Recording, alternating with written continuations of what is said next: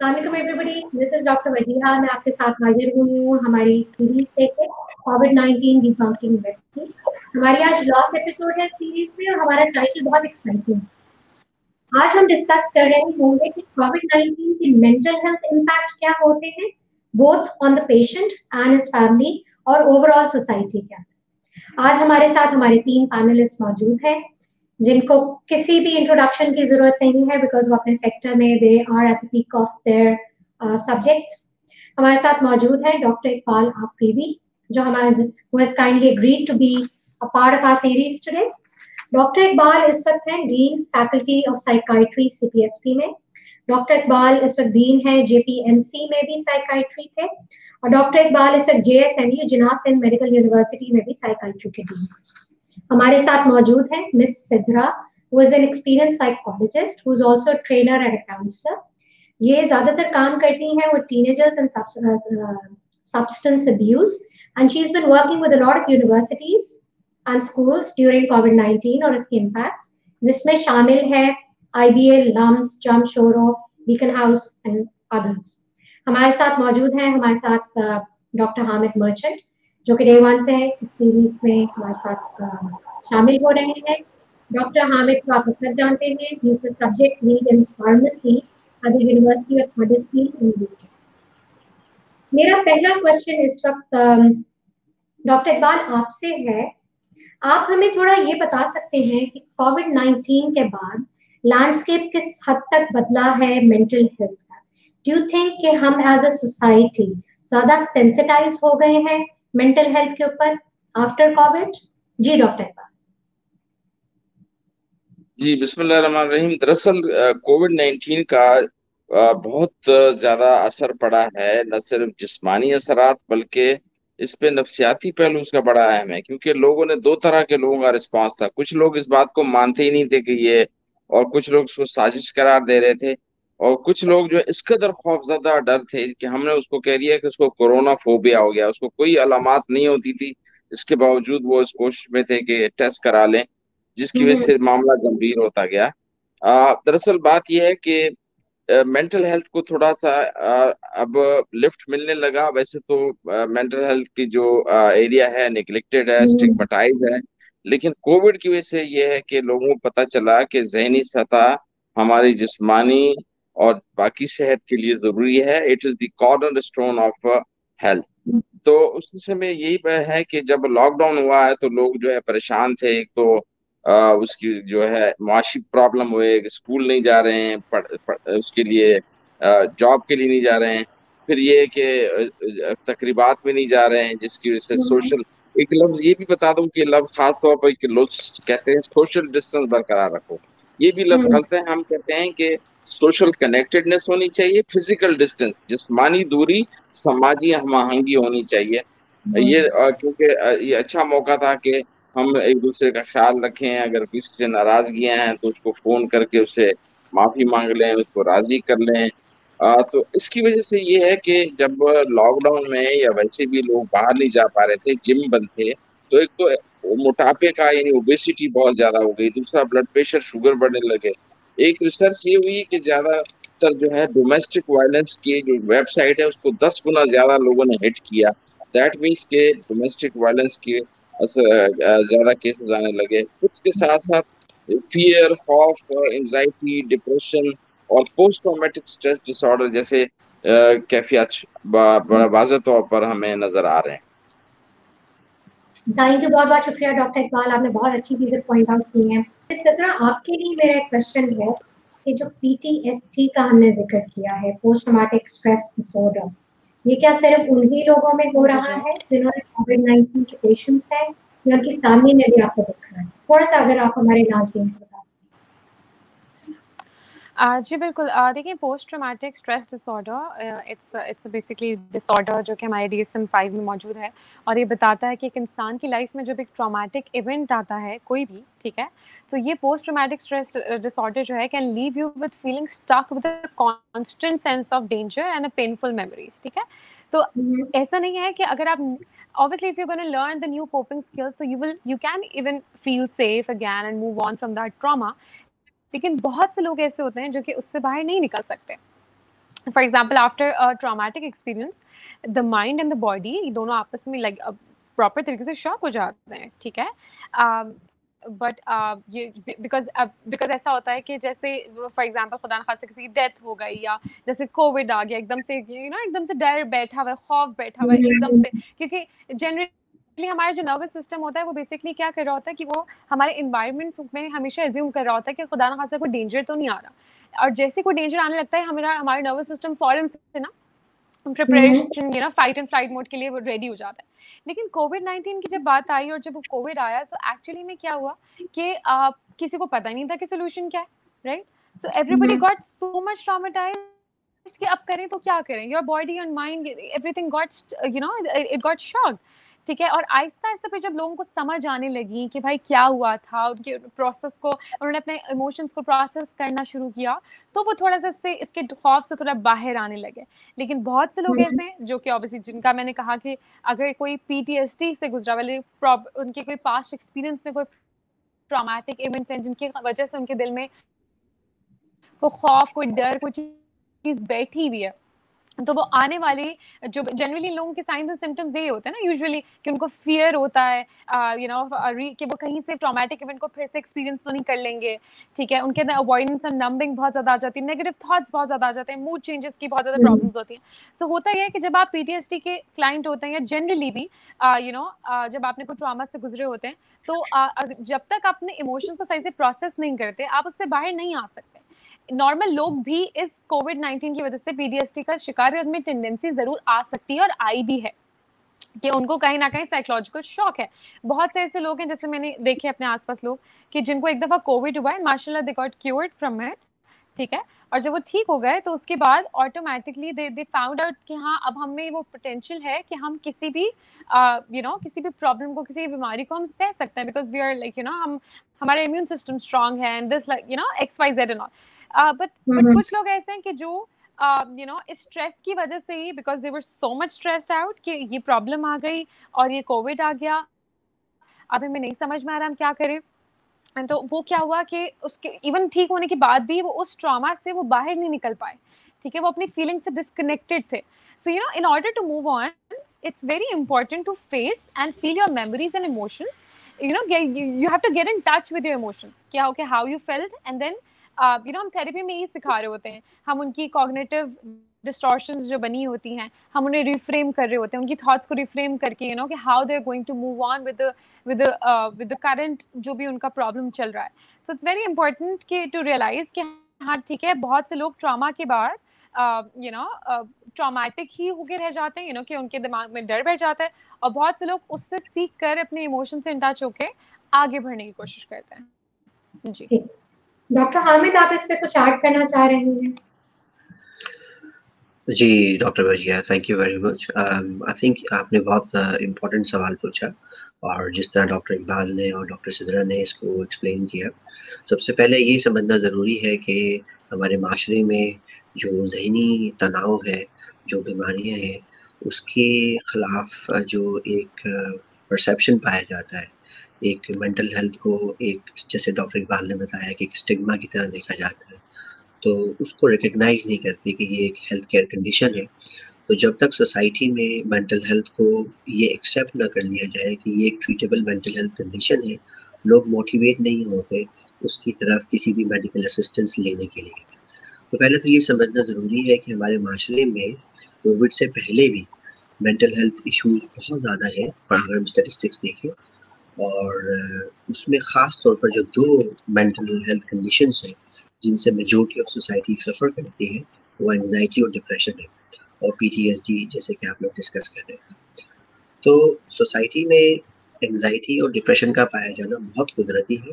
दुनिया की तमाम सोसाइटीज़ में ये दोनों अलामतें पाई जाती हैं, और एंग्ज़ायटी और डिप्रेशन का जिस्म में मौजूद होना एक ऐसा ही कुदरती अमल है जैसा कि आपका दिल धड़कता है, जैसा आप साँस लेते हैं, जैसा आप खुश होते हैं, जैसा आप दुखी होते हैं, उदास होते हैं, हैरान होते हैं। ये तमाम आपके जो एक्सप्रेशन है, ये आपकी नॉर्मल ज़िंदगी का हिस्सा है। एंग्ज़ायटी की फीलिंग और डिप्रेशन की फीलिंग, ये कुदरती अमल है जो इंसान के जिस्म में मौजूद होता है। तो ये बाज़ औक़ात कुछ लोगों में टेम्परेरी तौर पर होता है, और फिर वो उसको अपनी उस सिचुएशन को काबू पा लेते हैं और नॉर्मलाइज जिंदगी पे आ जाते हैं। लेकिन जो लोग कंटिन्यूस इस स्टेट में रहते हैं, मेंटल स्टेट में, और उससे कोप अप नहीं कर पाते, इससे बाहर नहीं आ सकते, वो फिर प्रॉपर्ली एंग्जाइटी और डिप्रेशन जैसी मेंटल हेल्थ कंडीशन का शिकार हो जाते हैं, जिसके लिए उनको बहुत ही ज़्यादा थॉरो मेडिकल अटेंशन की ज़रूरत होती है। तो सिंपली अगर हम देखेंगे सोसाइटी एंग्जाइटी क्या होती है और जैसे डिप्रेशन क्या होता है, तो हम इस बात को समझ सकेंगे कि कोविड की वजह से क्यों ये सारी चीज़ें पैदा हुई। जैसे डॉक्टर इकबाल ने बड़े अच्छे लफ्ज़ों में एक्सप्लेन किया कि कोरोना फोबिया, तो ऐसे लोग जिनको भी कोविड नहीं हुआ है, अभी वो उस बीमारी के मुतासर नहीं हुए, लेकिन उनमें एंग्जाइटी का बहुत ज़्यादा शुमार है। तो बहुत ज़्यादा परसेंटेज एंग्जाइटी की उन्हीं लोगों में है, जो लोग खौफज़दा हैं, जिनमें कि स्ट्रेस अंदर पैदा हो गया कि हमें कोविड हो गया तो क्या होगा? अगर मैं वायरस का शिकार हो गया तो मेरी फैमिली क्या करेगी? क्या मैं मर जाऊँगा? क्या मेरी ज़िंदगी ख़त्म हो जाएगी? मेरे रोज़गार का क्या होगा?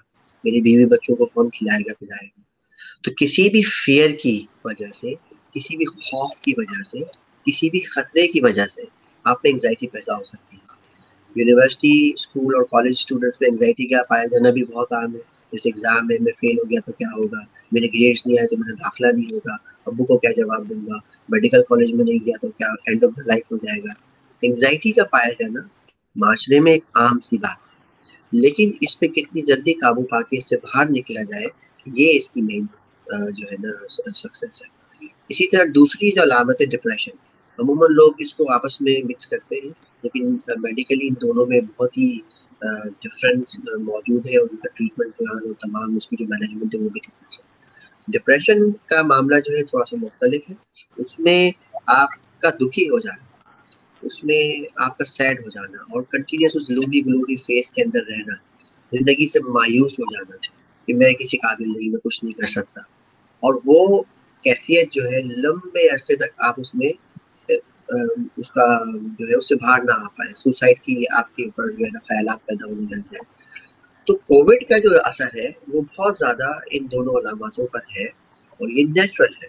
बहुत से ऐसे लोग जो कोविड से ठीक भी हो गए, वो इस ट्रॉमा से बाहर नहीं आ पाए। एक तो पीटीएसडी का मामला है कि जब आप बहुत ही एक फिजिकल और जिस्मानी तौर पे एक ट्रॉमा से गुजरते हैं, ट्रॉमेटिक सिचुएशन से गुजरते हैं, आईसीयू में एडमिट हो जाते हैं, वेंटिलेटर पे चले जाते हैं, उससे रिलेटेड मेंटल हेल्थ इश्यूज होते हैं और फिर ये सोसाइटल इश्यूज जो है मिलके इसको बढ़ा देते हैं। तो इस वक्त लेटेस्ट स्टडी जो हमारे पास इंग्लैंड में पब्लिश हुई है, उसके मुताबिक हम ये जान रहे हैं कि कोविड से रिकवर होने वाले patient, majority of patient mental health conditions का शिकार है और उनको बहुत ज़्यादा सपोर्ट नेटवर्क की ज़रूरत है।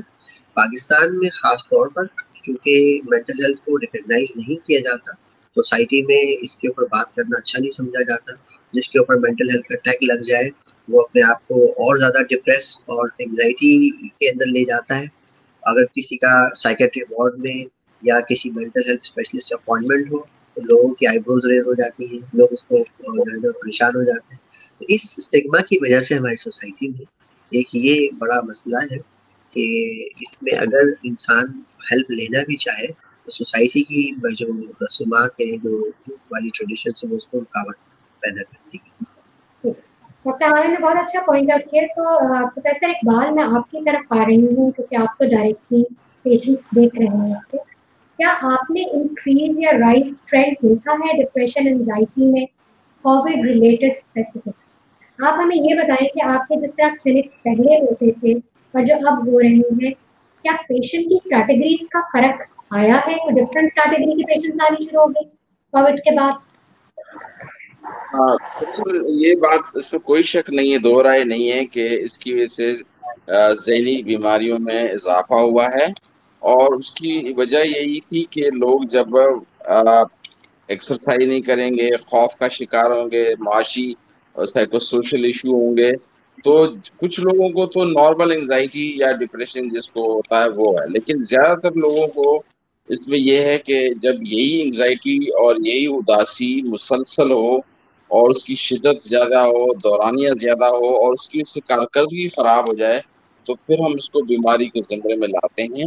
अब उसमें मसला ये हुआ कि इन हालात में नॉर्मल अस्पतालों में, नॉर्मल जो हमारे डॉक्टरों की क्लिनिक्स थी, वो नहीं चल रही थी, जिसकी वजह से मामला और गंभीर हो गए। और जब हमने बीच में अपना वार्ड का ओपीडी खोली तो हमारा ख्याल था कि 30-40 लोगों को हम एंटरटेन करेंगे ओपीडी में, तो 100-200 आ गए, फिर 300 आ गए, 400 आ गए। तो उसकी वजह ये थी कि हमारे यहाँ जो पेरिफेरी का सिस्टम है, रेफरल सिस्टम यानी जनरल प्रैक्टिशनर जो हमारे हैं, वो हमारा स्ट्रक्चर मौजूद नहीं है कि वो जो है प्राइमरी केयर फिजिशियन पहले देखे फिर रेफर करे। तो जो सरकारी पब्लिक अस्पताल थे बड़े, जो टीचिंग हॉस्पिटल जिनका काम टर्शियरी केयर सेंटर है, यानी टर्शियरी केयर का मतलब होता है कि पहले एक जीपी ने देखा और न समझ में आया तो फिर रेफर कर दे, रेफरल केसेस एंटरटेन करें। लेकिन वो सारे हम एंटरटेन करने लगते हैं, जिसकी वजह से न सिर्फ गंभीर हो गया मामला, और वो जो एसओपीज पे अमल कराना बहुत ही मुश्किल हो गया। और दूसरी बात ये कि इन हालात में जब लोग बाहर नहीं जाते, स्ट्रेस का लोगों को अंदाजा नहीं था कि जब मुसलसल वो ब्रेकिंग न्यूज देख रहे हैं और स्क्रीन टाइम बढ़ता है, जिसकी वजह से वेट भी बढ़ रहा है, बाहर वेंटिलेशन नहीं हो रही है और साथ साथ जिम बंद है, तो उसकी वजह से फिर क्या हुआ कि लोगों ने मंशियात का सहारा लिया और बेंजोडाज़ेपीन, जिसको हम ट्रैंक्विलाइजर कहते हैं, उसका इस्तेमाल बढ़ने लग गया। उसके साथ साथ तंबाकू का और दूसरे मंशियात का इस्तेमाल बढ़ने लग गया, जिसकी वजह से मामला और गंभीर हो रहे हैं। तो हमने इस सिलसिले में पाकिस्तान साइकेट्रिक सोसाइटी के प्लेटफॉर्म से फेडरल गवर्नमेंट को और बाकियों को भी ये डिजास्टर के जो वो हैं हेड चेयरमैन है, उसको सबको ये लेटर लिखा कि साइको सोशल केयर जो है, न सिर्फ जो फ्रंट लाइन वर्कर हैं, जो डॉक्टर हैं, नर्सेज हैं, पैरामेडिकल, उसको और साथ साथ हम पेरिफेरी को कंट्रोल करें और कॉमन बीमारियों को हम उनको समझाएं कि वो उनको ट्रीट करें। और छोटी छोटी बीमारियों के लिए लोग जो है वो टर्शियरी केयर सेंटर या बड़े अस्पतालों का रुख न करें। और उस सिलसिले में हम कहते हैं कि मीडिया का बड़ा रोल है, और इसके साथ साथ जो है हम कहते हैं कि हर शख्स हर सतह पे इस पे काम करने की जरूरत है। और मेरा ख्याल ये है कि मैं जब सिंध की बात कर रहा हूँ, मैंने इस पे काम भी किया अभी पिछले दिनों 10 तारीख को जो सुसाइड डे था, तो हमने कहा कि जब 11 अरब रुपए कराची के लिए रखे हैं, इसमें से 50 अरब रुपए अगर हेल्थ और एजुकेशन पे लग जाए तो पूरे सिंध का सिस्टम ठीक हो सकता है। जब लोगों की ज़हनी सतह ठीक होगी तो वो जो शॉपिंग बैग वो नहीं फेंकेंगे उसमें सीवरेज में, और सीवरेज में मकान नहीं बनेंगे, तो सिलसिला ठीक हो जाएगा। तो गवर्नमेंट को चाहिए कि हेल्थ और मेंटल हेल्थ के साथ साथ एजुकेशन को प्रायोरिटी दे, और कम से कम उसका 100वां हिस्सा तो लगाए इस पे कि स्ट्रक्चर पे यानी उस पे पिच पे तो काम हो रहा है, लेकिन खिलाड़ी पे काम नहीं हो रहा है कि खिलाड़ी की सेहत ठीक नहीं होगी तो क्या मैच जीतेगा। नहीं सर, आपने बहुत अच्छी बात पॉइंट आउट की है कि पैंडेमिक के दौरान अब क्योंकि इतनी वाइड स्प्रेड हो गई है डिप्रेशन, एंजाइटी, अनसर्टेनिटी, तो उसको आप सिर्फ टर्शियरी केयर में नहीं देख सकते, उसको नीचे के लेवल पे हल करने की जरूरत है थ्रू मीडिया, थ्रू मास पब्लिक अवेयरनेस। तो सिद्रा, मैं इसी क्वेश्चन से अब आपके साथ आ रही हूँ कि डॉक्टर इकबाल ने बहुत अच्छे तरीके से हाईलाइट किया कि यहाँ पे काउंसलिंग का बहुत रोल है, फैमिली की टुगेदरनेस का बहुत रोल है, जीपीज का बहुत रोल है। तो आप हमें कुछ टेक्निक्स बता सकती हैं? अब ऑब्वियसली वो we can't learn everything in the next 5 to 10 minutes, लेकिन आप कुछ बेसिक्स हमें बताएं जो लोग घर पे बैठ के रिलैक्सेशन टेक्निक्स कर सकते हैं, काउंसलिंग कर सकते हैं, talking to a friend, what are the ways that they can get out of this depression, anxiety, uncertainty? So basically सबसे पहले तो मैं थोड़ा-सा बता दूँ कि जनरली जब एंग्ज़ायटी लोगों को आ रही होती है उसमें एज़ वी अब तो मेरे ख़्याल से कोविड की सिचुएशन के से मेजॉरिटी बहुत से लोगों को पता चल चुका होगा कि एंग्ज़ायटी के सिम्पटम्स क्या होते हैं। वी ऑल नो कि पैनिक अटैक्स वगैरह आते हैं। सो बहुत से लोगों को इस वजह से भी पैनिक अटैक आना शुरू हो गया था कि कोरोना तो नहीं हो गया उनको, बिकॉज़ कोरोना का भी वही सिम्पटम है ना, you are having the shortness of breath, ठीक है, but then in anxiety as well you are having a shortness of breath. So first of all, even in this case अभी भी बहुत से ऐसे क्लाइंट्स हैं, बहुत से ऐसे लोग हैं जिनको नहीं पता how to differentiate between the symptoms of panic attack and a symptom of the corona. तो सबसे पहले जो भी लोग मुझे आज सुन रहे हैं, I would like to differentiate between कि वो किस तरीके से आप फाइंड आउट कर सकते हैं। For example, if you having the shortness of breath with the heart palpitation or sweating or something, that simply means कि आपको एंजाइटी हो रही है, that is a sign of a panic attack, right? कि आपको किसी थॉट या किसी कोरोना की वजह से एंजाइटी हो रही है। इसको रिलैक्स करने के क्या तरीके हैं वो मैं भी थोड़ी देर में बताती हूँ, बट इसी का जो दूसरा पार्ट है कि अगर आपको लगता है कि यस आपकी shortness of breath is associated with the fever और द कफ और द स्नीजिंग और something, then definitely you have to go and see a doctor for that. Secondly बात यह है कि अगर हम लोग ओसीडी पेशेंट्स की यहाँ पे थोड़ी सी बात करें, क्योंकि मैं बिल्कुल डॉक्टर वजिया मैं एंड में बिल्कुल वे आउट पे आऊँगी, लेकिन मैं उससे पहले थोड़ा सा, क्योंकि मुझसे ये सवाल भी बहुत होता है कि ओसीडी क्लाइंट्स कैसे इस चीज़ को डील करें, किस तरह से देखें। तो मैं हमेशा से उनसे ही बोलती हूँ, बिकॉज यूजुअली हम लोग को होता है कि एक ही चीज़ हम लोग को कही जा रही है जब से कोरोना स्टार्ट हुआ है, और वो ये है कि wash your hands and stay inside or stay isolated and this and that, इस तरह की चीज़ें बोली जा रही हैं। अब ये चीज़ें हम नॉर्मल लोगों को तो जब बोली जा रही हैं तो शायद हम wash your hands, we do wash our hands and we do stay clean and something like that, लेकिन जो पेशेंट जो OCD ऑब्सेसिव कंपल्सिव डिसऑर्डर के जो क्लाइंट्स हैं ऑलरेडी, जिनके अंदर टेंडेंसी भी है, उनको ऑब्सेशंस आने शुरू हो जाते हैं। उनके तो ऑलरेडी ऑब्सेशंस होते हैं that maybe their hands are dirty. Not that is one of the kind, like उनको लगता है कि maybe their hands are dirty, they'll just go and wash their hands again and again and again and again. But अगर बार-बार एक चीज repeat की जाएगी that they have to wash their hands and stay isolated, their germs, because अब problem यहाँ है कि पहले उनकी थॉट्स इरेशनल होती थी कि हाथ में जर्म्स हैं, जो कि रियल में नहीं होते थे शायद, लेकिन अब एक्चुअली में वो इरेशनल थॉट so rational बना दिए that yes you do carry the germs। तो वो अब क्या हो चुका है कि अब उनके लिए और ज्यादा problematic ये problem हो चुकी है कि how they're going to deal with it। फिर उनको ये obsessions आते हैं that okay germs है हाथ में, so they have to wash their hands 24/7। okay covid आ रहा है, कितना फैला है, they have to watch the news 24/7। ठीक है, जिसकी वजह से उनकी again जैसे मैंने कहा रैशनल थॉट्स रैशनल में बदल जाती हैं, तो they can't differentiate between what is real and what is imaginary. ठीक है, and they are just seeking assurance by between how to they're just seeking assurance by checking on the news 24/7 and all। अब इन सब clients के लिए क्या करना चाहिए, अब मैं उस चीज़ के ऊपर आती हूँ। ठीक है, सो सबसे पहले मैं हमेशा अपने क्लाइंट्स को भी कहती हूँ और मैं आसपास लोगों से भी कहती हूँ कि सबसे पहले what you need to do is you need to create rules for yourself। So until you're not going to create rules, you're just going to follow what other people are saying। For example, अगर आपकी अम्मी या आपके अब्बू घबराए हैं इस चीज़ से और वो 24 घंटे जो न्यूज़ लगा के बैठे हैं, you can't because you know that you're already vulnerable, you can't get easily affected by them, right? So what you need to do for yourself is you need to create rule कि okay मैं दिन में सिर्फ एक मर्तबा news check करूँगी या check करूँगा, right? Things like that।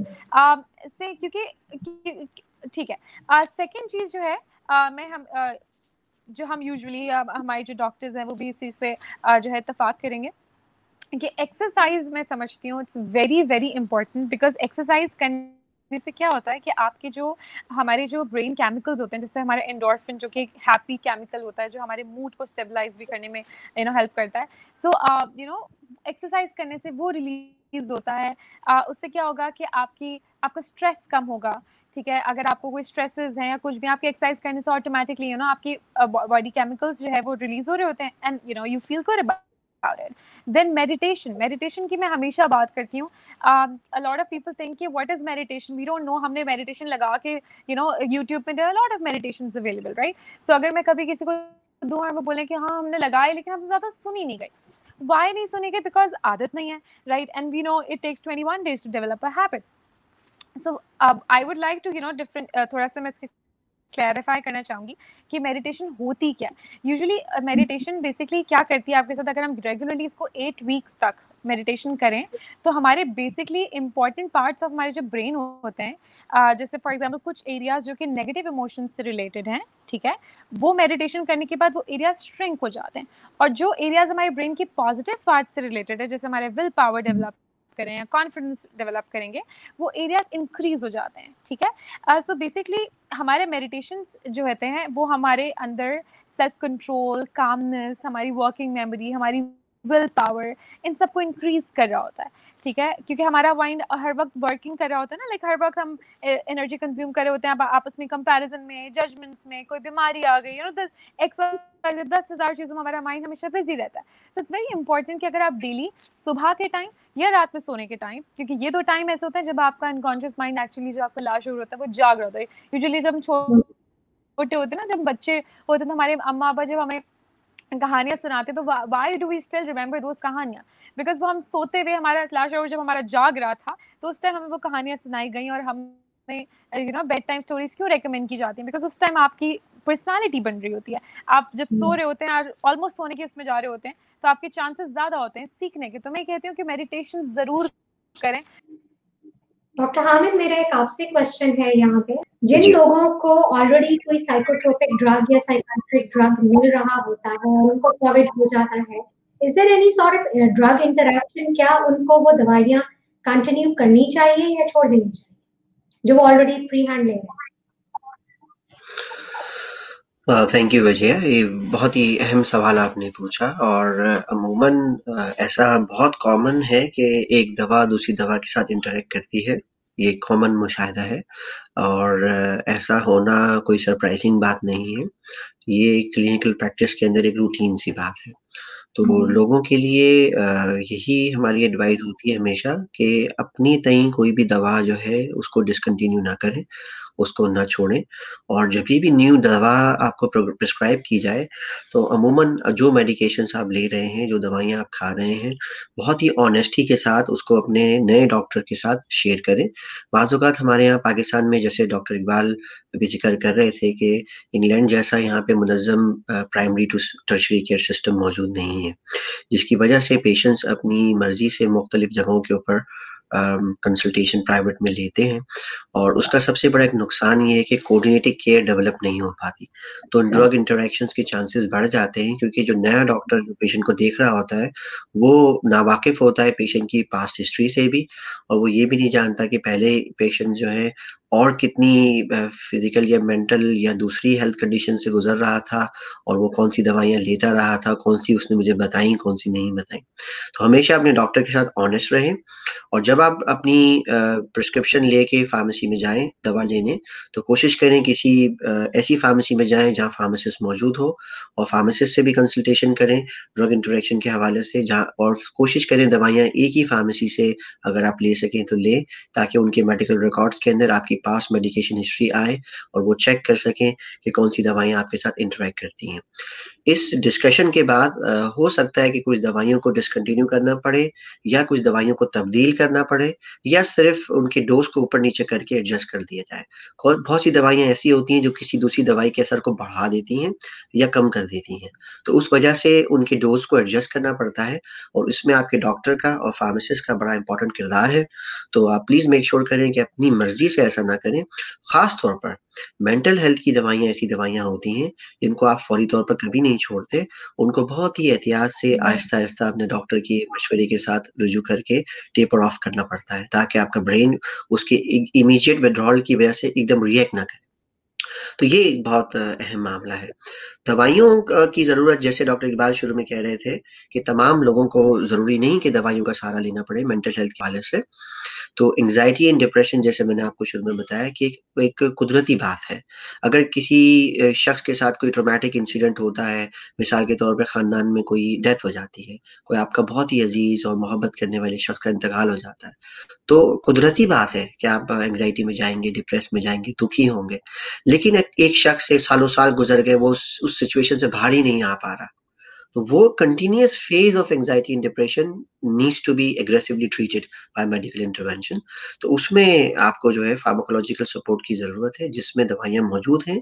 परेशान ना हो, ये एक हेल्थ कंडीशन है, ये एक ब्रेन का रिस्पॉन्स है मुख्तलिफ एहसासात, फीलिंग्स और ख़यालात और सोच की वजह से, जिसको हम ट्विक कर सकते हैं, जिसको हम चेंज कर सकते हैं, मैनिपुलेट कर सकते हैं दवाइयों के ज़रिए। लेकिन ये बहुत हसास किस्म की दवाइयाँ हैं, तो बिल्कुल स्पेशलिस्ट एडवाइस के साथ ही इनको स्टार्ट करना चाहिए, और स्पेशलिस्ट एडवाइस के साथ ही इनको डिसकंटिन्यू करना चाहिए। अब डॉक्टर सिद्रा जैसे आपसे ज़िक्र कर रही थी कि अगर आपकी एंग्जायटी डिप्रेशन इब्तदाई मराइल में है, और अभी दवाइयों कोई डॉक्टर नहीं समझते कि आपको ज़रूरत है, तो उसको मैनेज करने के लिए बहुत से तरीके हैं, जिनको आप खुद से प्रैक्टिस कर सकते हैं, और कोशिश करके उनको मिटिगेट कर सकते हैं, ताकि आप उसके सीवियर फेस की तरफ ना चले जाएँ, prolong phase of anxiety depression का शिकार ना हो। और ये सबसे इम्पोर्टेंट तरीका है, ये सबसे इफ़ेक्टिव तरीका है, ताकि हम किसी भी फार्माकोलॉजिकल या केमिकल इंडक्शन के ज़रिए अपने नेचुरल सिस्टम को मैनिपुलेट ना करें, बल्कि इस ख़यालात और एहसासात के निज़ाम को ख़यालात और एहसासात से ही ठीक करें। तो इसमें बहुत से लोग ऐसे हैं जो नहीं मेडिटेशन कर पाते, जैसे डॉक्टर सिद्रा ने अपने एक्सपीरियंस में बताया, मुश्किल होता है। तो मेडिटेशन नहीं कर पाते तो भी आप परेशान होना शुरू, अब उससे आपका एंग्जाइटी लेवल बढ़ता है कि यार मैं तो कर ही नहीं पा रहा हूँ, डॉक्टर कह रही है यूं करो, हो जाएगा, हुआ ही नहीं। वो आपकी मजीद एंग्जाइटी का बाइस बन सकता है। तो आप परेशान ना हो, meditation is not the only way. अगर आपको लगता है कि आप योगा कर सकते हैं तो आप योगा कर लें। अगर बहुत से लोग एक्सरसाइज को पसंद नहीं करते, उनको लगता है यार ये बोरिंग काम है, मुझसे नहीं होता ये, तो आप ना करें, कोई बात नहीं। आपको चहलकदमी का शौक है तो आप बाग में, किसी पुरफजा मकाम में, समंदर के साहिल पे, खुली हवा में या छत पर ही चहलकदमी कर लें। चहलकदमी करना, अच्छे पुरफजा माहौल में जाना। और अगर आपको ये भी कॉप अप आप नहीं कर पाते या थोड़ी देर बाद बोर हो जाते हैं या आपके पास ऐसा माहौल अवेलेबल नहीं है, तो सोचे जिंदगी में कौन सी चीज ऐसी है जिससे आपको खुशी का एहसास होता है, अपोजिट तरफ। तो अगर आपको किताब पढ़ के खुशी होती है तो किताब पढ़ें, कोई अच्छी किताब जो आपने जिंदगी में कभी इंजॉय की, अपने बचपन में, अपनी जवानी में, उसको पढ़ें। अगर कोई मूवी है उसको वॉच करके आपको खुशी होती है, आप वो देखें। इसके अलावा म्यूजिक बहुत इंपॉर्टेंट है। अगर आपका म्यूजिक से शौक है, आप म्यूजिक पसंद करते हैं, तो कोई ऐसी म्यूजिक सुने जो मोटिवेशनल म्यूजिक हो, जिनसे आप खुश होते हो। डिप्रेसिव सॉन्ग्स ना सुने, उसका बहुत असर होता है। इसी तरह अगर आप रिलीजियस हैं, आप किसी भी मजहब पे बिलीव करते हैं, तो अपने मजहब की प्रैक्टिस करें। मजहब की प्रैक्टिसेस बिल्कुल उसी तरह हैं जैसे आप मेडिटेट करते हैं, योगा करते हैं या स्पिरिचुअल इबादत बंदगी में जाते हैं। तो अगर आप रिलीजियस पर्सन हैं, नमाज पढ़ें, कुरान पढ़ें। और बाज़ औक़ात सिर्फ कुरान की तिलावत सुनने से भी लोगों को रिलैक्स महसूस होता है, उनको सुकून मिलता है। तो मुख्तलिफ तरीके हैं इससे काबू पाने के। और जैसे डॉक्टर सिद्रा ने आपको बताया कि अपने सराउंडिंग्स को ज़रूर देखें, क्योंकि बाज़ औक़ात आपकी सराउंडिंग में जो काम हो रहा है वो किसी और शख्स के लिए बेहतर है, शायद आपके लिए बेहतर ना हो। तो अपने आप को थोड़ा-सा आइसोलेट करना उस सराउंडिंग से ज़रूरी है। तो अपना ख़्याल रखें। और ख़ास तौर पर क्योंकि पाकिस्तान की सोसाइटी में बहुत ज़्यादा हम फैमिली सिस्टम में रहते हैं, हमारे आस-पास हमारे रिलेटिव्स मौजूद होते हैं, तो ये जो क्राउडेड फैमिली सिस्टम है, बाज़ औक़ात इसके नेगेटिव इफ़ेक्ट्स होते हैं, क्योंकि आपके पास वो आज़ादी नहीं होती जो आप करना चाह रहे होते, वो सुकून और वो आपको एनवायरनमेंट मैसर नहीं होता। लेकिन उसके साथ इसका एक बड़ा फ़ायदा भी है, जो हमारे पास यूरोप में नहीं है।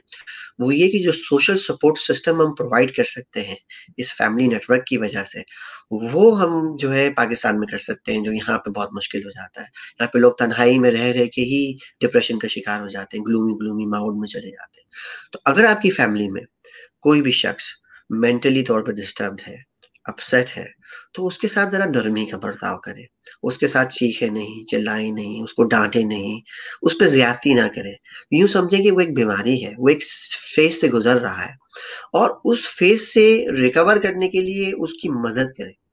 और अगर कोई शख्स ऐसा है फैमिली में जो उसका बहुत करीबी दोस्त है या उसकी ज़्यादा उससे बनती है या इमोशनली उससे ज़्यादा अटैचमेंट है, तो इसलिए ज़रूरी है कि उस शख्स से रग़बत हासिल की जाए। और अगर आप खुद ऐसी ख़यालात और एहसासात का शिकार हैं, तो आपका दिल आपको बताएगा खुद कि कौन शख्स ऐसा है जिससे मैं बात कर सकता हूँ। हो सकता है वो शख्स आपकी इमीडिएट फैमिली में हो, एक्सटेंडेड फैमिली में हो, आपके फ्रेंड नेटवर्क में हो, आपके कोलीग्स नेटवर्क में हो, वो कोई भी हो सकता है।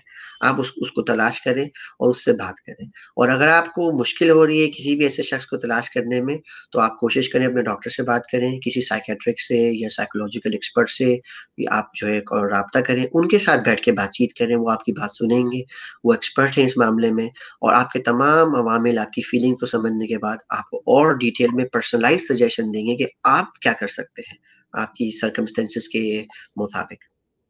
डॉक्टर इकबाल, मेरा आपसे एक यहाँ पे क्वेश्चन है, आपको आवाज़ आ रही है मेरी? जी, जी, बिल्कुल। सर, एक चूँकि हम फिज़िकली डिस्टेंट रहे हैं, क्लिनिक्स अब इन पर्सन नहीं हो रहे थे, तो इस पे साइकियाट्रिक के शोबे में क्या फ़र्क पड़ा है? हैज़ इट लेड टू, क्योंकि फेस टू फेस इंटरैक्शन बहुत ज़रूरी है नहीं, खास सवाल तौर जरा पे। रिपीट कर लें प्लीज। जी, मैं क्वेश्चन ये कह रही हूँ कि कोविड के दौरान चूँकि क्लिनिक्स बहुत कम हो रहे थे या ऑनलाइन क्लिनिक्स हो रहे थे, हाँ। तो साइकियाट्री के शोबे में क्योंकि बहुत ज़रूरी होता है पेशेंट के साथ इंटरैक्शन, क्योंकि psychiatry is all about mental health. So आपको लगता है कि साइकियाट्री के शोबे पे ओवरऑल कोई इफेक्ट पड़ा है? Has it led to misdiagnosis of patients, या जो आपके पेशेंट्स थे पुराने जो चलते आ रहे हैं, उनके साथ आप फेस टाइम नहीं कर सके? तो पेशेंट पॉइंट ऑफ व्यू से और डॉक्टर पॉइंट ऑफ व्यू से क्या फ़र्क पड़ा है? बिकॉज़ ऑफ दिस लेस दरअसल इंटरैक्शन। हाँ, एक तो ये है कि जो नॉर्मल मरीज थे जैसे स्किज़ोफ्रेनिया या बायपोलर, उनको चूंकि जी जी कंसल्टेशन नहीं मिल रही थी और वो उसकी दवाइयाँ मॉनिटर नहीं हो रही थी, और मार्केट में भी लोगों को सही दवाइयों की फराहमी नहीं थी, खास तौर पर जो फ्री में लेते थे पब्लिक सेक्टर से, जैसे जिना हॉस्पिटल है या सिविल हॉस्पिटल है, उनको तो बड़ी मुश्किलात हुई। फिर ट्रेवल के अंदर बड़ा मसला था। हमारे यहाँ जो गरीब मरीज आते हैं उनको जो है वो तो रोज रोज इसका रेवड़ी वाले, ये चलाने वाले डेली वेजेस पे होते हैं, वो बसों के जरिए से आ नहीं पा रहे थे, जिसकी वजह से इंटरप्शन हो गई उनकी कंटिन्यूअस दवाइयों में। और सिर्फ साइकेट्री की नहीं, जैसे कि डॉक्टर हामिद साहब ने बड़ी जबरदस्त किस्म की रोशनी डाली इस पे कि दवाइयों का इंटरेक्शन भी होते हैं, और साथ साथ एक दवाई जैसे ब्लड प्रेशर की दवाई अगर वो नहीं खाएगा और डिप्रेशन की खाएगा, उसको होलिस्टिकली हमें देखना होगा। और लोगों को दवाई की सप्लाई में शुगर ब्लड प्रेशर की वजह से इंटरप्शन हुई, और साइकेट्री की दवाइयां तो बहुत ही हुई। और हमारे यहाँ हम पर ये है कि मेरे वार्ड के 4 लोगों को कोविड हो गया, और हमारे यहाँ जो ड्यूटी पे जाने वाले थे शुरू में घबरा रहे थे साइकेट्री वाले, हमने उनको बूस्टअप किया, ट्रेन किया उनको, वो उन्होंने वहाँ ड्यूटियां दी फ्रंट लाइन पे की हैसियत से। और हमारे यहाँ भी चूंकि ये था कि ये हमारा एक समाजी असासा है कि लोग फैमिली वाले सपोर्ट के तौर पर आते हैं, एक मरीज के साथ दो दो लोग, वो हिस्ट्री भी सुनाते हैं, उसका ख्याल भी रखते हैं। क्योंकि नर्सिंग सिस्टम हमारा पाकिस्तान में जितनी नर्सेज चाहिए उसका 10वां 8वां ऐसा भी नहीं है हमारे पास। तो उसकी वजह से ये हुआ कि वो जो कंबाइन आते थे, तो अब वो मरीज को हम कहते हैं कि एक बंदा साथ आए, वो दूसरा बंदा बाहर बैठे, तो वो भी काफी अच्छी खासी मुश्किलात हुई। तो हमें जो है न सिर्फ केयर में सिलेक्शन ऑफ ड्रग्स के साथ साथ डायग्नोसिस के साथ साथ ओवरऑल प्लानिंग में बड़ी मसला हुआ कि हमें एक बंदा रखना पड़ा जो कि कम से कम उसको रोके, उसे पूछे कि खांसी है नहीं। फिर ये भी अच्छा अजीब बता दूं एक फिनोमेना, कि वो गन की तरह जब वो लोगों का टेम्परेचर चेक करते थे, लोग सोचते थे कि पता नहीं क्या है, पिस्टल की तरह लगता था वो।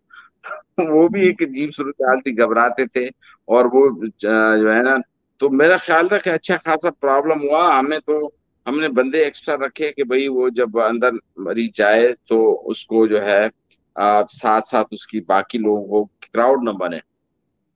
तो हमें तो ये हुई। दूसरा ये था कि ज्यादातर कुछ लोग डायरेक्ट पूछते, जैसे मरीज आके डायरेक्ट मुझसे हाथ मिलाते थे, तो उससे कम कहते थे कि भाई डॉक्टर के जरासीम आपको न लगे, आप उम्मीद है आप माइंड नहीं करेंगे। और हमने इधर लगा दिया कि हाथ न मिलाने के लिए माजरत, क्योंकि डॉक्टरों की लोग बड़ी इज्जत करते हैं, उसको मसीहा समझते हैं, हाथ न मिलाए, या हम उठ के जाते थे उसको, तो उस पे जरा उनको फील हो लगा कि हाथ बढ़ाया मिलाया क्यों नहीं। तो फिर हम उसको यूं करते थे, कहते थे कि भाई हम हमारे जरासीम आपको न लगेंगे, और डॉक्टर के पास बहुत सारे लोग आते हैं उनको जरासीम उनके पास ज्यादा होते हैं, तो वो कहते हैं नहीं डॉक्टर साहब मर भी जाऊं कोई बात नहीं, हाथ मिलाओ मुझसे। तो ये है कि इस अकीदे को, और खैर कुछ अच्छाई भी है हमारे जो मुआशरे का ये असासा है कि समाजी तौर पर लोग हम आहंगी है। लेकिन ये बाज़ औक़ात जब खास तौर पर जब हमारा लिटरेसी रेट कम हो, ख्वानगी की शरह कम हो, लोगों को समझाना भी है। अभी चंद दिन पहले ही एक मरीज ने मुझे कहा कि डॉक्टर साहब क्या कोरोना है दुनिया में? तो मुझसे पूछने लगा कि आपने वो लगाया हुआ है? पूरे मस्जिद में मैं एक ही था जो लगाया हुआ था मास्क। मुझसे पूछने लगा कि क्या कोरोना से आप डरते हैं? इस किस्म के सवाल भी लोग पूछने लगे। तो इसकी वजह से, और फिर हमने बीच में जो स्क्रीन रखा, वो स्क्रीन पे भी लोगों को एतराज हुआ, सीधा आके आके फ्रंट पे बैठते थे। तो मरीजों को हैंडल करने में, उनको जो है समझाने में बड़ी मुश्किलात हुई। फिर एक और मसला हमने देखा कि मास्क पहनते हुए ना हम उसकी पूरी सुनते थे या वो हमारी नहीं सुन पाते थे, जिसकी वजह से जोर से बोलना पड़ा। और हमने जनाब मैंने प्लान ये किया कि वहां स्पीकर लगा दिए कि जो मैं बोल रहा हूँ अगले तक, स्क्रीन के आगे उस तक पहुंचे। तो वाकई अच्छी खासी मुश्किलात हुई, लेकिन मैं समझता हूँ कि अल्लाह की मेहरबानी हम पर बहुत ही, वरना हमारा स्ट्रक्चर कमजोर है, हेल्थ सिस्टम कमजोर है, एजुकेशन लिटरेसी कम है, और इसके बावजूद जो है अल्लाह की मेहरबानी से ये इतना नहीं फैला जितना हम एक्सपेक्ट कर रहे थे। तो ये मैं समझता हूँ इसमें अल्लाह की मेहरबानी की शामिल। डॉक्टर हामिद, आपका बहुत बहुत शुक्रिया आने का। आई थिंक आपकी एक दूसरी मीटिंग हो रही है, तो we can part ways with you. बहुत बहुत शुक्रिया for joining in. Doctor Iqbal, आपके लिए एक और क्वेश्चन है। हमारे जी स्क्रीन टाइम बहुत ज्यादा बढ़ गया है, इस स्क्रीन टाइम के कोई नेगेटिव इफेक्ट्स हैं जो आपको नजर आ रहे हो? जी। ये तो आपने बहुत ही जबरदस्त सवाल पूछा, अहम है।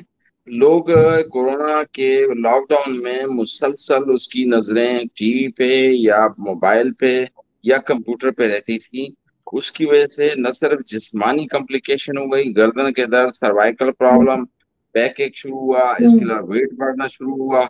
और इसके साथ साथ जो है, जो हम हरकत में बरकत है, जब एक्सरसाइज करते हैं तो एंडोर्फिन एनकेफिलिन रिलीज होते हैं जो पेन भगाते हैं, मूड को हशाश बशाश रखते हैं।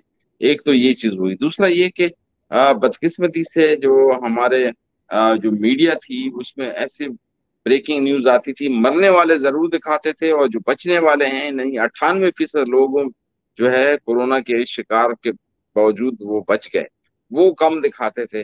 तो एक तो ये है कि लोगों में खौफ, डर और कोरोना फोबिया, जो मैंने कहा कि गैर जरूरी वो फिक्र रहती थी कि मैं टेस्ट कराऊं, वो हुआ। फिर इसके साथ साथ ये है कि वो अगर मुसलसल बैठे हुए हैं, उसका शुगर, ब्लड प्रेशर, वेट ये बढ़ने लग गया। तो और साथ साथ जब हम डिप्रेशन भी बढ़ जाता है जब हम एक्सरसाइज नहीं करते हैं। तो हम कहते हैं यूज इट और lose it, if you are not using your brain and body, ये झड़ जाएगा, जैसे गाड़ी नहीं हम्म। चलेगी, बैटरी डाउन हो जाएगी। तो लोगों के जुस्तजू कम हो गए, उसकी कंसंट्रेशन कम हो गई, और उसकी जो है जिसकी वजह से नींद खराब हो गई है। जब हम मोबाइल मुसलसल देखते हैं तो उससे ब्लू लाइट निकलती है जो हमारे नींद के सिस्टम को, बायोलॉजिकल क्लॉक जो दिमाग में घड़ी है उसको खराब कर देती है। रात को नींद नहीं आती, देर देर तक जागते थे। जबकि बेस्ट क्वालिटी स्लीप जो है 10 से लेके 6 के दरमियान में है, वो जो है क्वालिटी स्लीप न मिलने की वजह से इम्यूनिटी कम होने लगी। जब इम्यूनिटी कम होती है तो हम वल्नरेबल होते हैं बहुत सारे दीगर जरासीमों के लिए। ठीक, बहुत बहुत शुक्रिया डॉक्टर इकबाल। मैं इसी पे आपसे अभी, हम चूंकि स्क्रीन टाइम पे बात कर रहे थे और डॉक्टर इकबाल ने हमें बहुत सारी चीजें बताई हैं कि इसके क्या क्या इफेक्ट्स हो रहे हैं, वायलेंस बढ़ती जा रही है, ओबेसिटी बढ़ रही है, सर्काडियन रिदम हमारी खराब हुई हुई है, नींद सही नहीं आ रही, ये एंजाइटी जो क्रिएट हो रही है because of increase screen time, because of increase negative news coming from media, how can we control all? जी आई हाँ, मैं ये कहना थिंक चाह रहा था कि हर दिन को, चाहे लॉकडाउन हो या ना हो, हमें 24 घंटे को पहले से प्लान करना चाहिए कि सुबह उठना कितने बजे है, हमने टीवी कितनी देर देखना है, और ऑथेंटिक साइट देखनी है। ये नहीं है कि जो टीवी जो दिखा रहा है। मतलब WHO की साइट आप देख सकते हैं, या जो मशहूर सही चैनल हैं ऑथेंटिक, उसको देखें।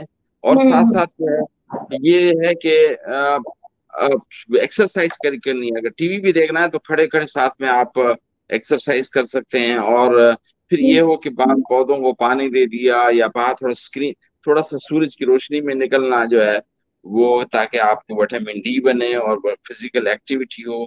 तो मैं समझता हूँ कि इसमें इस टाइम को बड़ा यूटिलाइज किया जा सकता था। मिसाल के तौर पर हमारे मजहब के हिसाब से हम कुरान शरीफ बामाने पढ़ सकते थे, या बेहतरीन किताब पढ़ सकते थे।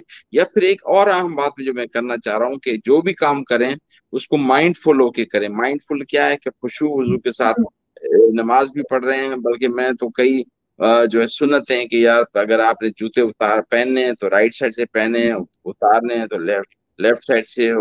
और कई जो है तस्बीहात जो लोगों ने बताई थी वो याद कर लिए हमने, हस्बुनल्लाह व निअमल वकील पढ़ते थे बार बार। तो ये एक अच्छा मौका था कि जो भी आप काम करें, चाहे बर्तन भी क्यों ना दें, घर की सफाई भी करें, तो माइंडफुल होके करें। माइंडफुल होके क्या है कि मैं, ये रिसर्च से साबित हुआ है कि अगर कोई मर्द या खातून सफाई कर रहा है और वो माइंडफुल होके करे तो 37.5% डिप्रेशन कम हो जाता है, 37.5% कमी आ जाती है। और वो क्या है कि अटेंशन, इंटेंशन और एटीट्यूड के साथ काम करें कि भाई ये मैं बर्तन धो रहा हूँ, ये निस्फ ईमान है सफाई, इससे मेरे घर वालों को, दूसरों को, मेहमानों को सफाई मिलेगी, बीमारी से बचेंगे। तो इस तरह से हर काम को अगर हम माइंडफुल होके करें तो उससे जो है फिर बीमारियां, डिप्रेशन कम हो जाती हैं। So I just wanted to add up to this, जिसे डॉक्टर हामिद ने भी बहुत अच्छी तरीके से एक्सप्लेन किया कि हम माइंडफुलनेस के साथ साथ और क्या क्या कर सकते हैं। मैं सिर्फ इन पूरी बातों को सिर्फ 2 चीज़ों में सम अप करूँगी। पहला ये कि जो लोग ये समझते हैं कि हम मेडिटेशन नहीं कर सकते, या एक्सरसाइज नहीं कर सकते, योगा नहीं कर सकते, मतलब हर चीज़ से अगर वो ना करेंगे, तो उनको एक चीज़ दिमाग में रखनी है, that always have a plan of attack rather than having a panic panic attack. You know, this statement, when you tell to yourself कि यू नो पैनिक अटैक, मतलब जाहिर सी बात है जब तक आप प्लान नहीं करेंगे तो आपको पैनिक अटैक तो आएगा, नर्वसनेस भी आएगी, एंजाइटी भी आएगी. So all you need to do is you need to plan for it कि how to actually get rid of that attack और how to actually deal with that attack. So it's very important to have a plan of attack. Second चीज ये एक concept समझने की बात है कि देखिए हमें इस सिचुएशन में पूरे 6-7 महीने से हमें ये की चीज समझाई जा रही है that you know stay positive, everything is gonna be okay and this and that, but people are not staying positive. Why? Because maybe there is too much of optimism that we are trying to spread. सही है, जो कि जानबूझ के भी कर रहे हैं या अनजाने में भी कर रहे हैं, जैसे तैसे करके. सो ऑल यू नो जब हम टू मच ऑप्टिमिज्म की तरफ जाते हैं तो एक्चुअली में हम क्या कर रहे होते हैं, हम रियलिटी से भाग रहे होते हैं. ठीक है, तो जब हम रियलिटी से भाग रहे होते हैं तो इसका मतलब हम डिनाइल फेज में चले जाते हैं. सो इट्स वेरी वेरी इंपॉर्टेंट, जो कि मेरा सेकंड कॉन्सेप्ट था वो ये था कि to always have a practical optimistic approach.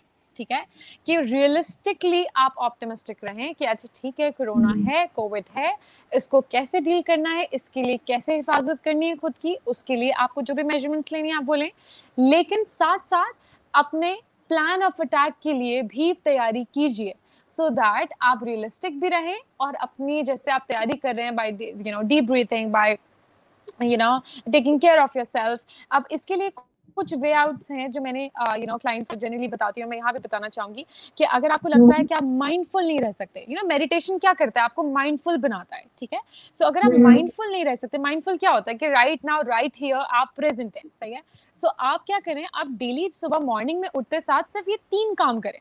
ठीक है, पहला आपने क्या करना है, उठते साथ पहली 3 चीजों को देखना है, गौर से देखना है कि पर्दे का रंग कैसा है, पंखा कैसा है, you know thing like that. Just notice first 3 things around you. Second, listen to first 3 sounds that you hear, चाहे वो पंखे की आवाज है, चाहे वो मोबाइल क्लॉक या क्लॉक की आवाज है, यू नो अलार्म क्लॉक की आवाज है, anything. Try to listen to it peacefully and carefully. ठीक है, वो आपको माइंडफुल करेगा, you know towards here and now की तरफ रहेगा. तीसरी चीज आप क्या करें, try to feel the first 3 things, चाहे वो आपके कपड़ों का टेक्सचर है, चाहे वो आपकी जो है वो बेडशीट का टेक्सचर है, या चाहे वो जब आप शावर ले रहे हैं तो वो आपकी शावर के यू नो ड्रॉपलेट्स का you know you can feel them on your body. ठीक है, तो इट्स वेरी इंपॉर्टेंट कि to first you know see first 3 things, then listen to them and then first 3 things को आप feel करें. इससे क्या होगा कि उठते साथ आप पहले माइंडफुल हो जाएंगे. फिर आपने क्या करना है कि जैसे रॉबिन शर्मा की किताब में उसने बड़ी अच्छी बात की थी. उसने कहा था कि जो सक्सेसफुल लोग होते हैं, जो हेल्दी माइंडफुलनेस वाले जो लोग होते हैं, वो क्या कर रहे होते हैं कि वो उठते साथ जो पहला आवर होता है उनका सुबह उठने का, उसको वो 3 हिस्से में डिवाइड करते हैं. ठीक है, यानी 60 मिनट्स को वो 20 मिनट्स में डिवाइड करते हैं. पहले 20 मिनट्स में वो क्या करते हैं, वो कहते हैं कि आपको एक्सरसाइज करनी है, यानी आपको फिजिकली एक्टिव होना है. ठीक है, तो आपको बॉडीली एक्सरसाइज करनी पड़ेगी.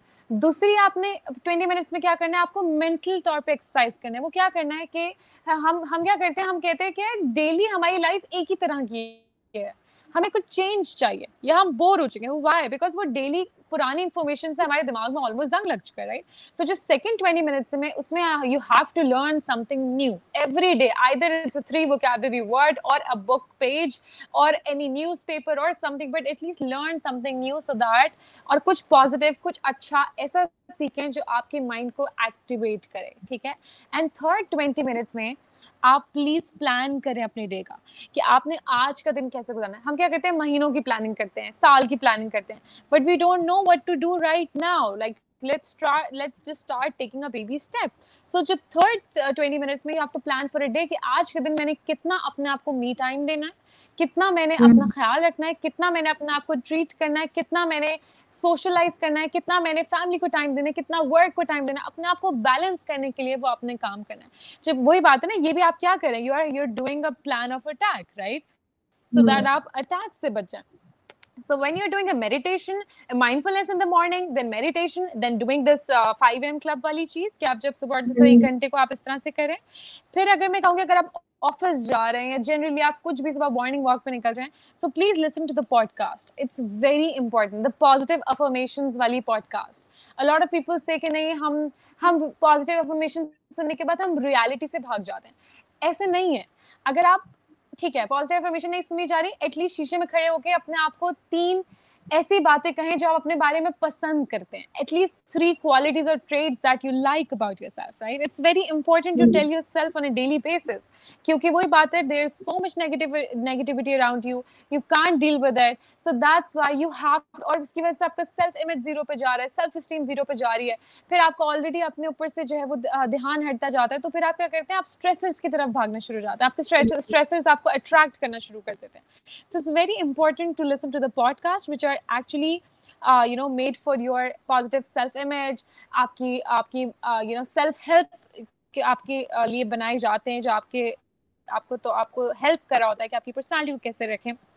उसके अलावा आप अपनी ब्रीथिंग एक्सरसाइजेस करें. It's very important. आप यकीन करें, मैं खुद साइकोलॉजिस्ट हूँ, लेकिन अभी भी ऐसा नहीं है कि मैं सिर्फ ये कह रही होती हूँ, बट जनरली अगर मुझे कभी भी ऐसा फील हो या डेली बेसिस पे मैं देखूँ अगर मौसम अच्छा हो रहा है या जनरली कुछ भी, I just start taking deep breaths and try to give myself inhale the positivity inside me. Not too much positivity, but the practical positivity, right? कि what is important for me, what are my goals, thought stopping भी करना होती है, बहुत जरूरी होती है, क्योंकि at times आपको आपके hurdles जो है वो रोक रहे होते हैं, आपको परेशान कर रहे होते हैं, आपके गोल से दूर कर रहे होते हैं. तो वो क्या होता है कि आपको थॉट स्टॉप करना होता है, that no Sidra, stop, you have to focus on what is important for you right now. जो होगा, we're going to deal with it, because your life will be defined by how you're dealing with the uncertainty, right? So how you're going to deal with the uncertainty? By planning the attack. And last but not the least, just remember that everybody who's listening to me, that you have to remember the fact that you yourself are responsible for your own emotional reactions. बहुत से लोग ये बात भूल जाते हैं, ठीक है. हम यूजुअली इजीली हर्ट हो जाते हैं या इजीली स्ट्रेस्ड आउट हो जाते हैं, कुछ भी, किसी भी बात, किसी भी वजह से. अगर आप ये कहें that thing made me stressed out, तो इसका मतलब है you are giving the power of stress to the other person, ठीक है. But if you just reframe that thought to say that okay, I am making myself feel stressed out, तो इसका मतलब है the power of hurt and stress किसके पास है? आपके पास खुद है. अब वो चाहे वो हर्ट हो सकता है, वो स्ट्रेस हो सकता है, वो डिजीज का स्ट्रेस हो सकता है, किसी भी चीज का स्ट्रेस हो सकता है. मैं ये समझती हूँ इंसान का सबसे बड़ा दोस्त भी और उसका दुश्मन भी उसका खुद दिमाग होता है, उसका माइंड होता है. So you have to be really good friends with yourself, love yourself, hug yourself, give importance to yourself, reframe your thoughts, and there you go. या I think very nicely summed up, Sidra. Beautiful one. Dr. Iqbal, I think आप कुछ add करना चाह रहे हैं यहाँ पे. मैं बताना चाह रहा था कि पाकिस्तान साइकेट्रिक सोसाइटी के प्लेटफॉर्म पे हमने वेबिनार के साथ साथ राइटअप भी कुछ किए, कुछ हायर अथॉरिटीज को भी लिखे, फिर एक ये हमने मुख्तलिफ पंपलेट बनाए हैं, जैसे ये बनाया है हमने, और उसमें हमने कि रेजिलियंस को कैसे वो करें, उजागर करें, उसकी उर्दू बना दी है. और फिर हमने ये जो है पाकिस्तान साइकेट्रिक सोसाइटी के प्लेटफॉर्म से ये हमने वो बनाया है कि किस तरीके से आप कोरोना वायरस के दौरान क्या करें, वर्जिश कैसे करें, और अपना आप ख्याल कैसे रखें, अपना टाइम टेबल कैसे बनाएं. ये हमने बहुत सारे बना दिए हैं और लोगों को फ्री देते हैं. और साथ साथ हमने पौधे लगाने के लिए भी 12,000 पौधे यहाँ पे जिना में उगाए ताकि लोग उसको उगा सकें. Thank you so much doctor Iqbal.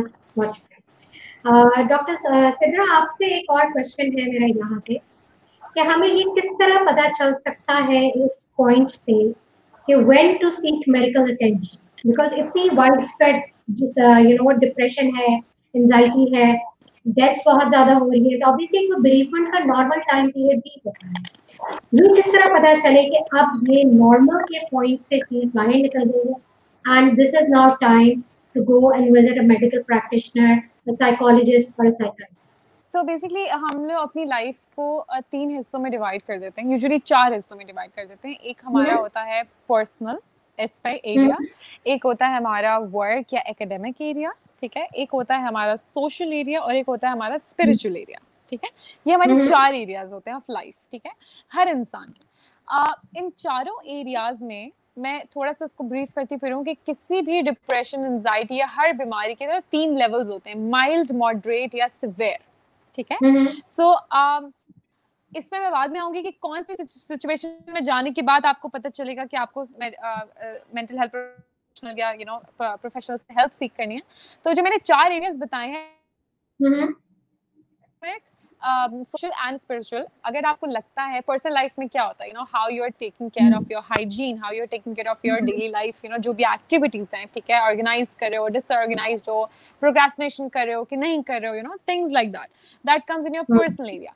Then your work and academic life में आप क्या कर रहे होते हो कि either you are meeting the deadlines or not, either you are on time for the meeting or not, either you are taking interest in your whatever the work you are given, or you are मतलब सुबह उठने में problem तो नहीं हो रही, दिक्कत तो नहीं हो रही, things like that. फिर आ जाता है आपका social life, that whether you are being friends with people, whether you're trusting too much or whether you're just isolating yourself, ज़्यादा दोस्त नहीं बन पा रहे, या लोगों से लड़ाई हो रही है, बहन भाइयों से लड़ाई हो रही है, घर वालों से नहीं बन पा रही है, आइसोलेट होके बैठ रहे हैं, सोशल रिलेशनशिप्स, ये मैं आपको सब वो चीजें बता रही हूँ. एंड चौथा, आपकी स्पिरिचुअल, आप जिस भी रिलीजन से ताल्लुक रखते हैं, आप क्या उस रिलीजन को फॉलो कर रहे हैं सही से, या at least somewhere the other at least 50% ही सही आप फॉलो कर रहे हैं कि नहीं, क्या उस स्पिरिचुअलिटी का आपकी लाइफ पे कितना इम्पैक्ट रहा है या नहीं रहा है.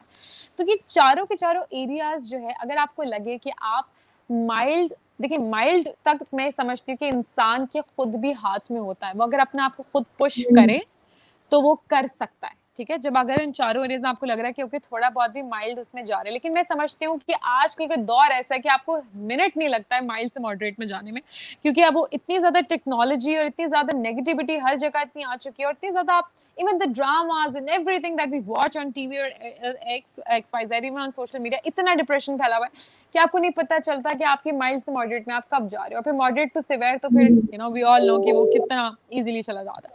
सो इट्स वेरी इंपॉर्टेंट कि जब आपको लगे कि आप इन चारों एरियाज में कहीं ना कहीं लैक कर रहे हैं, आपको लगे, स्पेसिफिकली मैं समझती हूँ पर्सनल लेवल पे, क्योंकि याद रखिएगा अगर इंसान का पर्सनल लेवल सही नहीं है ना वो वर्क एकेडमिक में सही हो जाएगा, ना वो सोशल में सही हो पाएगा, और ना ही वो स्पिरिचुअल.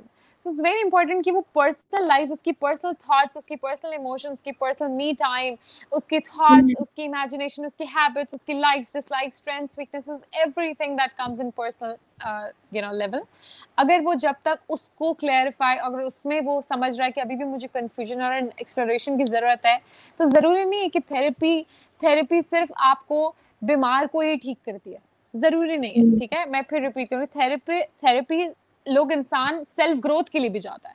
अगर आप उसको नहीं समझ में आ रहा है, बहुत सी चीजों में से कंफ्यूजन है, उसकी पर्सनालिटी में सॉफ्ट स्किल्स सीखने हैं, एनीथिंग, जैसे मेरे पास एक क्लाइंट है, माशाल्लाह शी इज नाउ बेटर, उसको डिप्रेसिव सिम्टम्स, टेंडेंसीज थी, now she is coping up with it, anxiety के सिम्टम्स थे, वो coping up with it, but now she has another thing कि अच्छा ठीक है मैम मैं यहाँ पे तो ठीक हो रही हूँ, अल्हम्दुलिल्लाह, I am coping up, because therapy का मकसद ये नहीं होता है कि हम उनकी प्रॉब्लम्स खत्म कर देंगे उनकी लाइफ से. थेरेपी का मकसद ये होता है कि हम उन्हें वो कोपिंग स्किल्स सिखा देंगे. That is a success in therapy, कि कल को जब अपनी लाइफ में चैलेंजेस देखें तो वो कैसे उन कोपिंग स्किल्स को यूज करके उन्हें डील करें, राइट. सो अब वो मुझसे कहती हैं कि मैम सजरा, मुझे दिल करता है कि अब मैं अपनी इंग्लिश ठीक करूं, थिंग्स लाइक कोई अपनी प्रेजेंटेशन स्किल्स ठीक कराने के लिए आता है, कोई अपने कॉन्फिडेंस लेवल ठीक कराने के लिए आता है. सो आप जरूरी नहीं है कि सिर्फ थेरेपी आप जब बहुत बीमार है या आपको लगता है कि आप मेंटली इल हो चुके हैं और समथिंग लाइक दैट, जो कि अगेन जैसे डॉक्टर इकबाल ने भी बात बोली थी कि मेंटल स्टिग्मा है कि बीमार हो तो जाना है, या हमें तो ऐसे नहीं हो सकता, थिंग्स लाइक दैट. आप मैं समझती हूँ डॉक्टर वजिया, हम सबको जरूरत है, every other person on earth needs a therapy, because therapy सिर्फ बीमार लोगों के लिए ही नहीं बनी है. थेरेपी इज समथिंग कि आप जनरली, अगर आपको लगता है कि आपको डायरेक्शंस नहीं मिल रही लाइफ में सही, आपके गोल्स सही नहीं बने हुए, you need a proper and neutral direction, you need a proper way out of dealing with your stresses and all, आप तब भी थेरेपिस्ट के बाद. मेरे पास कितने क्लाइंट्स आते हैं जो सिर्फ नॉर्मल कैथारसिस के लिए आते हैं. कैथारसिस समथिंग कि सिर्फ अपने अंदर का जो भी उनका जो भी बात वो करना चाहते हैं वो खुल के कर देते हैं, बिकॉज दे नो कि थेरेपिस्ट तो जज नहीं करेगा, लेकिन जो बाहर किसी और के सामने करेंगे so they will be judged really badly, ठीक है. सो बहुत से लोग कैथारसिस के लिए भी आते हैं. इट्स वेरी इंपॉर्टेंट कि आप लोग थेरेपी को अपनी लाइफ का हिस्सा बनाएं. मैं समझती हूँ ठीक है, अफोर्ड अगर नहीं कर सकते तो फिर उसके ऑल्टरनेटिव्स आप ये कर सकते हैं. फिर हैविंग अ पेट, आप अपने पेट से बात कर लिया करें. अगर कुछ नहीं है तो last but not the least, which is very important, everybody can do this, is journal your thoughts. It's very important to write down your thoughts. मैं अपने हर क्लाइंट डॉक्टर वजिया में जरूर लिखवाती हूँ, हर सेशन के बाद मैं जरूर बोलती हूँ कि इस हफ्ते अगर आपको कोई नेगेटिव थॉट आई आप जरूर लिखेंगे. And the moment they start to catch those negative thoughts, वो तीसरे चौथे हफ्ते के बाद मुझे खुद ही कह रहे थे कि मैम हमें तो थॉट्स ही नहीं आती हैं, या जो आती हैं हमारे डील कर लेते हैं। वो व्हाई? बिकॉज वो फिर जब तक आप थॉट्स को पकड़ते हैं ना, फिर क्या होता है कि आप उन्हें रिफ्रेम करते हैं न्यूरो लिंग्विस्टिक प्रोग्रामिंग के थ्रू, या फिर जनरली कॉग्निटिव बिहेवियर थेरेपी के थ्रू आप सेल्फ टॉक करके, आप उन्हें रिफ्रेम करके और कॉग्निटिव डिस्टॉर्शंस को नॉर्मलाइज करके आप उनके साथ आप उन्हें नॉर्मल बना रहे होते हैं, बेहतर बना रहे होते हैं। तो पता है सारे का सारा जो प्रॉब्लम स्टार्ट होता है वो आपके मन से स्टार्ट होता है। तो इट्स वेरी इंपॉर्टेंट कि अगर हर इंसान, जैसे मैंने अभी लास्ट थोड़ी देर पहले कहा कि everybody is responsible for their own emotional reaction, so it's like कि हर कोई अपना खुद जिम्मेदार है, अपने रिएक्शंस का, अपने इमोशंस का, अपनी लाइफ का, अपनी जिंदगी, एवरीथिंग। तो अगर हम ये समझने बैठ जाएं कि हमारे पास ही पावर है to deal with all the challenges, तो आप यकीन जानिए वो पावर आपको कहीं से कहीं ले जाएगी।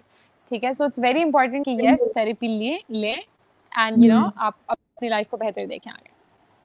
Great. Thank you so much, Sidra. I think we had a lovely time today. आज का सेशन भी बहुत informative था. You've taught us very very basic techniques जिनके लिए आपको घर से निकलने की जरूरत नहीं है. It's all within you. It's all within the atmosphere around you. So I'm just going to close this session after this. Thank you so much, Sidra, for participating. I also want to thank my other panelists. Okay. No problem. बहुत बहुत शुक्रिया. Thank you very much.